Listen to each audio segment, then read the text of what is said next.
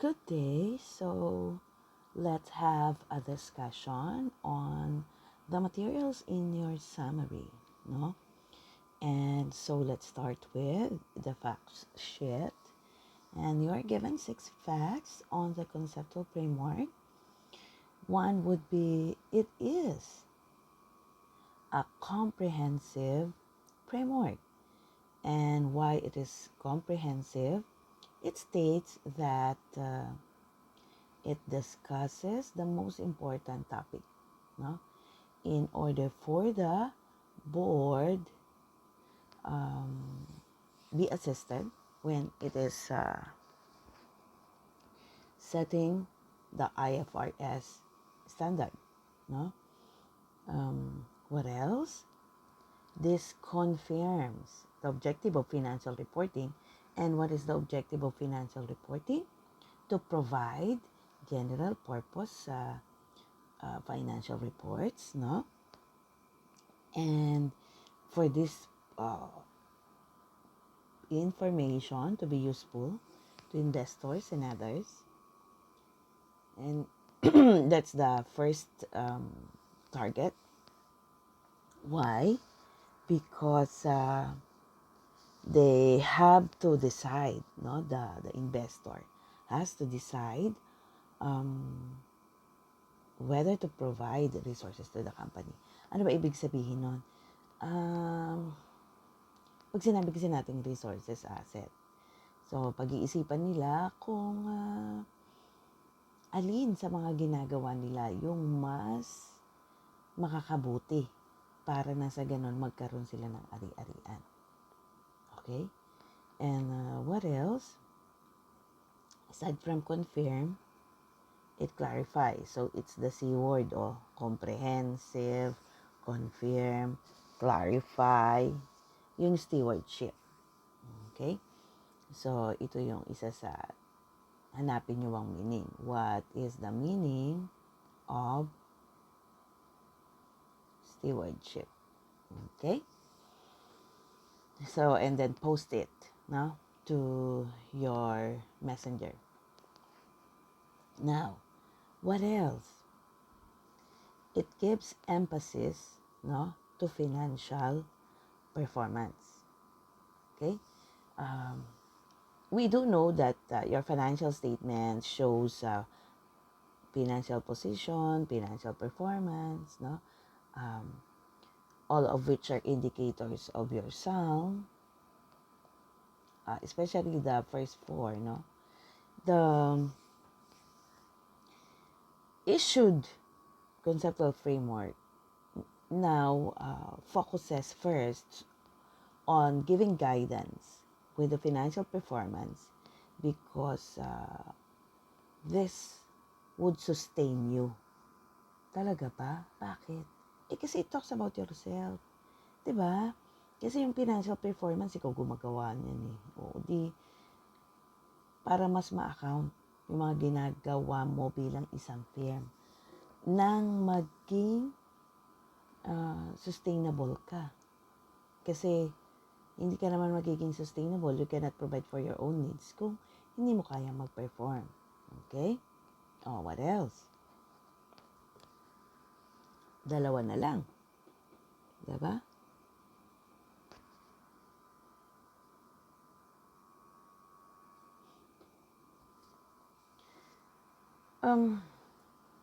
Another would be kung yung 5 and 4 ay parehas na improve. Diba? Tapos yung,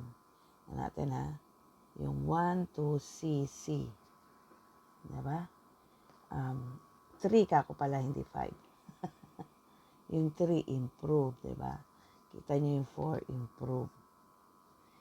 Tapos, ano tong C word nyo dyan? Diba? So, actually, kaya lang naman natin ini-stress yung mga word na to. Kasi ito yung what makes it important. Kasi 6 facts nga, diba? Yun. Tapos yung number 5 mo, ay pa din. Diba? Di ito, kung kanina, it gives guidance on financial performance. No? Yung number 3 mo. Yung number 4, this one is about the elements. Okay? Yung what it provides us. Di ba sabi ko nga, ano ba ang dahilan kaya may framework? Kasi it provides concepts and guidance, di ba? O, yung number 4, ayan no, concept.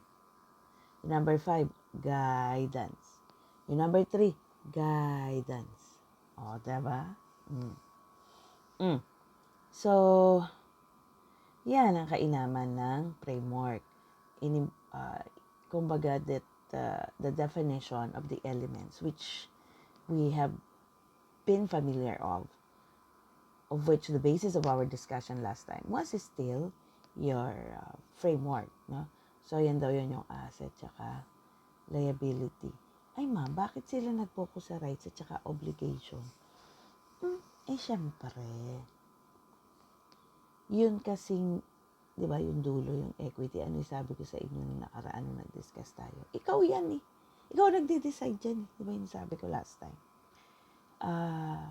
This one is more controllable at your end. On the other hand, yung asset kasi, para maging sayo yan, manunuyo ka. Yung liability, para magtiwala sa'yo yung creditor, manunuyo ka pa din. So, kaya, you exert more effort with your rights and obligation, no, as a firm. Okay. And, again, eto uli ang focus nyo. What is useful to investor? Why? Naman, investor sa firm, eto yan, no? Diba? Nagdesisyon ka, ngayon ka makikipagrelasyon sa mga ari-arian mo. Sino magsusuporta sa'yo para magkaponto ka? Dapat lahat ng desisyon na yan ay useful to investors. Okay? Now, guidance and measurement, lahat kasi ng gigalaw mo dapat magkaroon ng value. Okay? Kaya yan. Yung mga decision mo sa assets, sa liabilities, na nakaka-apekto sa financial performance mo. Ma'am, paano nangyari naman yun nasa assets at sa liability? Nakaka-apekto sa financial performance. Related ang financial statement diba? Lahat na nakalagay sa asset mo, yung cash, pwedeng galing sa cash sales, diba? O yung receivable, naman, galing sa benta. Inventory, ito yung binibenta mo, diba? O prepayments, yan yung affected ng operating expenses mo. Hindi nga lang ganong directly affected yung marketable security, pero pag kumita ka dyan, o diba, mapupunta din sa performance. Okay. And then yung last time na discussion natin, yan, framework help the board in setting the standard, although the framework is not a standard in itself. Okay?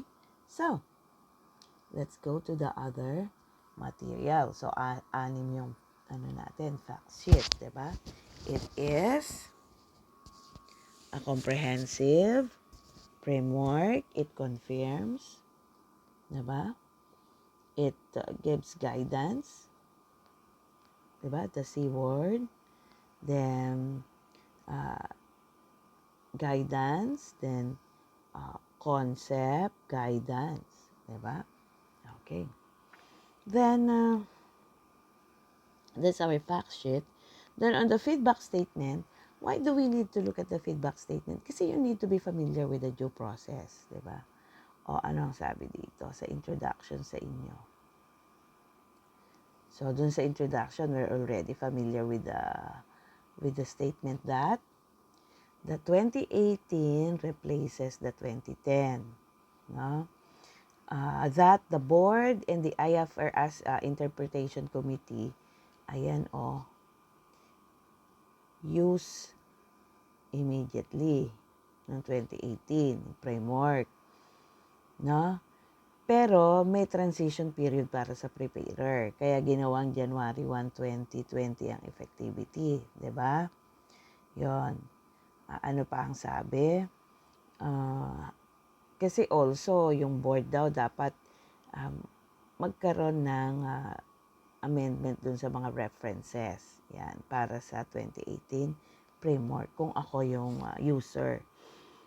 'Di ba kailangan nga kasi maintindihan ko, no? O, yun. Ano pa ang sabi?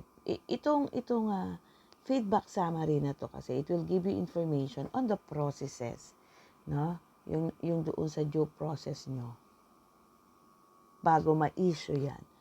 What had been the perspective of those who have advised the board na in making or in developing the conceptual framework because they're the ones who issued it, diba?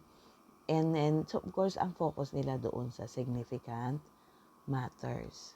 Okay? So, dalawang part yan.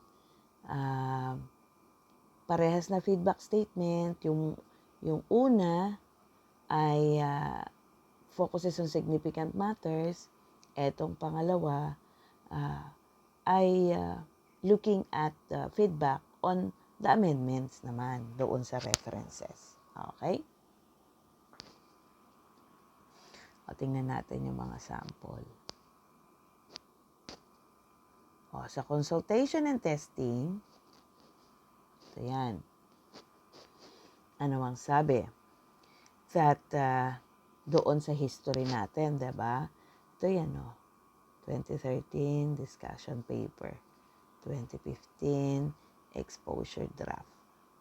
No? And then 2015, dalawang klase yung exposure draft, the conceptual framework, and references. Kasi nga yung sa feedback, di ba, dalawa. At ang natanggap nila, 228 noong 2013, 233 on 2015. Diba?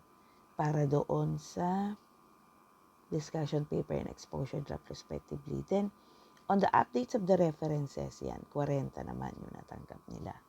No? At ito, kinonsider nila. Siyempre, feedback yan eh. Ikaw man, pag nag-feedback, you would consider it, diba? Para maging, maging relevant yung iyong framework na gagawin. Mas ang sabi din nila, diba may jurisdiction sila. Ang ginawa nila daw ay, yan, extensive outreach program sa mga stakeholder. Sino na yung mga stakeholder nila? Investor, analyst, preparer, regulator, standard setter, professional accounting bodies, accounting firm, and academics. Okay? O dapat alam natin kung sino yung mga organization na yan. Diba? So, each one, kaya nilang mag-reach out dyan kasi may mga related organization. Halimbawa, professional accountancy body. Sa atin yan yung PICPA. Okay, so, na-involve yan. Ano pa? Standard setters. Sa atin, yung FRSC. O may mga group kasi ng standard setters. May mga group din ng accountancy bodies. Diba? O regulators. Ang regulators sa atin, SEC. Meron ding group yan, class. Yung lahat ng regulate ng SEC. O, ano daw ang nag-gather nila? Or gano kadaming consultation ang nagawa nila? Ayun nga, 230 meetings. At lahat yan nakalagay sa feedback statement. No? And then, accounting firms. Sino ba yung mga accounting firms? O, di ba meron tayong Big Four. Okay? O, yung Big Four na yan. Aside from the others, di ba? Kasama naman sila doon sa advisory board. Okay? Yan. Kasi nga, yung preparer din, sila kasi yung affected during the practice of the application of your concepts and principle. Kaya nga sabi, yan, di ba? Oh. The entities who develop their accounting policies should also be heard. Oh, yan. Ito yung sample ng feedback. And then, ano yung naging action ng board. Okay? Ano yan? Nakalagay dito.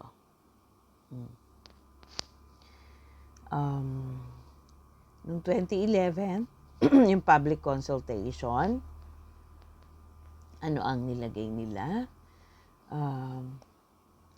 Ayan, nag-support sila dun sa decision on update, clarify, filling the gaps. No? Although, may mga nag-question din dito. Ayan. Siyempre, may positive, may negative naman lagi. Okay? O ano pa yung nakalagay yung sumunod? In 2013, may discussion paper. Tapos, tsaka meron din tayong exposure draft. Ano ang sabi dito? Nag-agree sila?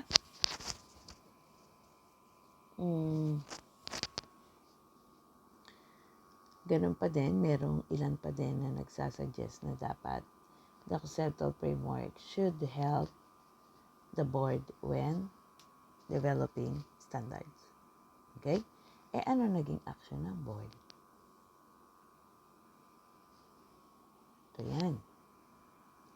Kinonfirm nila yung IOU natin. Okay? Yung pag-update, pagka-clarify, tsaka pagpa-fill in the gaps. No? Tapos, kinonfirm din nila na yung role ng conceptual framework. Alam naman natin yan, di ba? Ano yun? Assist. Yung tatlong parties. Di ba? Para makadevelop at para maintindihan. No? O, yan yun. Kung nag-confirm sila, yan. Di ba, na-discuss natin doon sa overview. Kaya nga may overview akong binigay at class. So that will be a reviewer as well to the summary. Diba? Ano pa yung sinabi dito? Ayan, status. We discussed already the status na talagang ang framework, yan yung nilagay natin. Concept and guidance. Diba? Not a standard. Does not override. At dapat daw, ang suggestion nila should remain. Ang sabi, some sinuport yan. However, yun naman ang suggestion ng iba. Dapat i-override yung sa standard. At dapat daw hindi magde-depart. Diba? Pero alam naman natin kung ano sagot dito. Pwede mag-depart at hindi niya ino-override yung standard. Diba? So, ano naging desisyon ng board? Alam nyo na yung sagot, diba? Ano yun? Kinonfirm nila yung status as proposed. Kasi, it's the framework as being support, no, to the development of a standard has worked well in practice. Siyempre, experience is the best teacher.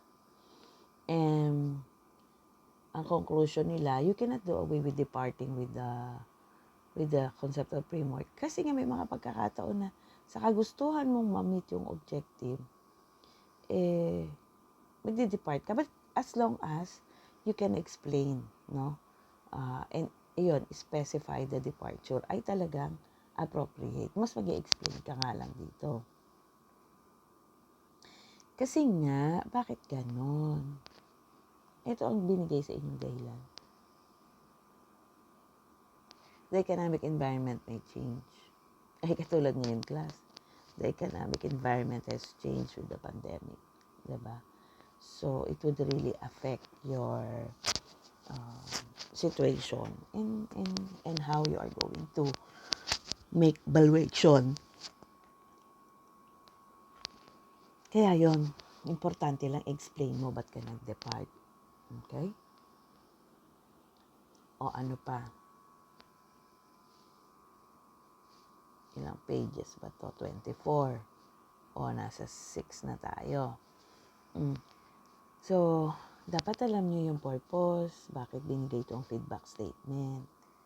Kasi nga, para maintindihan nyo, ba't ito yung kinalabasan.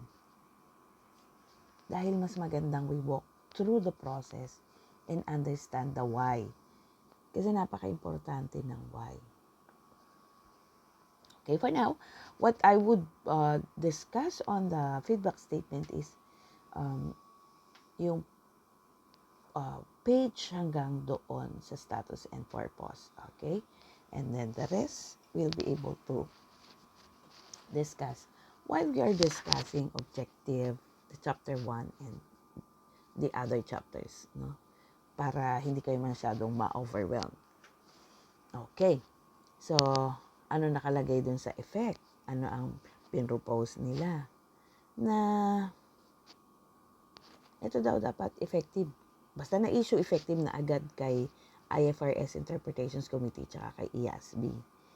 At saka ang sabi, kung ano man yung pagbabago, huwag naman agad-agad na ito ay i-implement doon sa mga preparers, but rather there should be a transition period. No?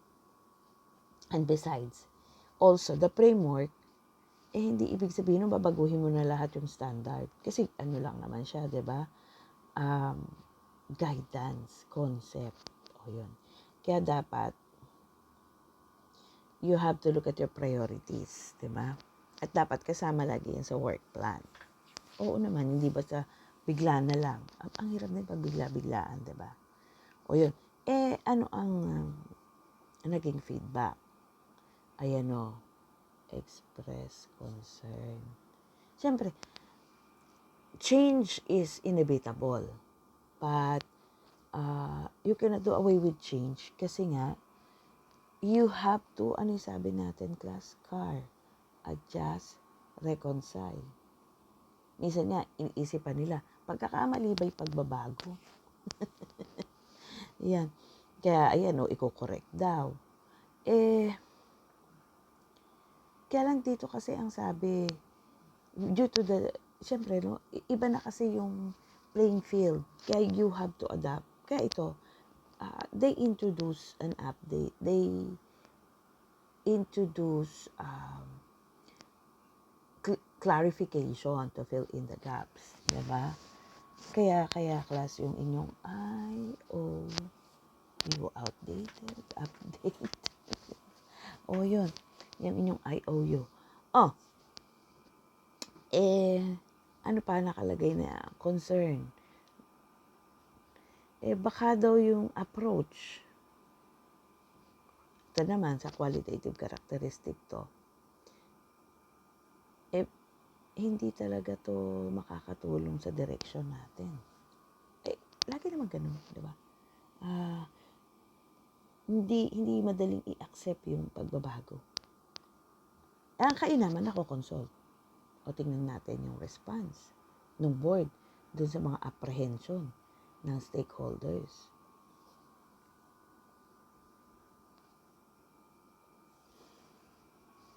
Ang sabi, no? Kailangan kasi yan, ito, may analysis. Kaya nga, all the feedback given had been considered. At tinignan nila, paano ginagawa yung analysis? Magte-test ka. Okay? Paano mo nagagawa yung testing? Kaya kinoconsult yung all the jurisdiction. Kasi, yun namang ini-issue ng board, diba? Kung ako yung Pilipinas, ibig bang sabihin lahat ng in-issue nila, lahat yun in toto, i-adapt ko. Siyempre, titingnan ko din alin dun yung hindi mag-fit sa situation ko in the Philippines, no? Itong mga test na to, they look at the situations on each of their jurisdiction. Yan. ano ang ginagawa o ano yung naging output nung analysis? Sabi dito, ayan o, few areas where further guidance would be helpful. Okay? O, yun ang kinonsider nila sa deliberation. Ano pa? Yung analysis demonstrated that, tayo nyo na class, consistent, no? Yung outcome doon sa supporting guidelines. Okay?